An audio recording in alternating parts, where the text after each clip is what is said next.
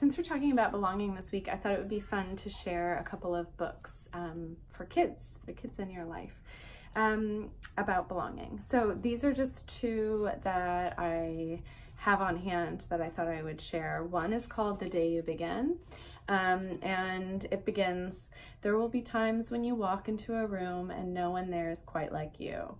There are lots of reasons you might feel different. Maybe it's how you look or talk or where you're from. Maybe it's what you eat or something just as random. Whatever it is, it's not easy to take those first steps into a place where nobody knows you, but somehow you do it." So it's this beautiful story, and I think what's amazing about it and what I've noticed in reading it to my kids is that it causes them to reflect on those times where they felt that way.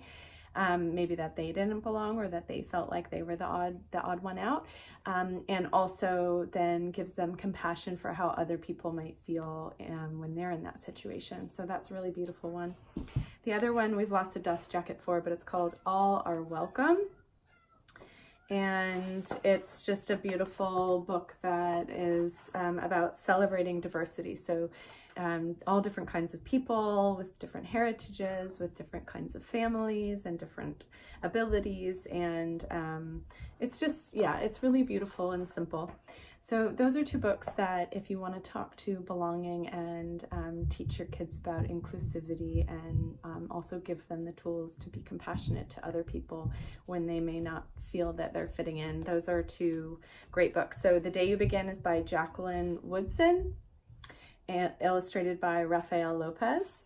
And then All Are Welcome is by Alexandra Penfold and Suzanne Kaufman. So enjoy.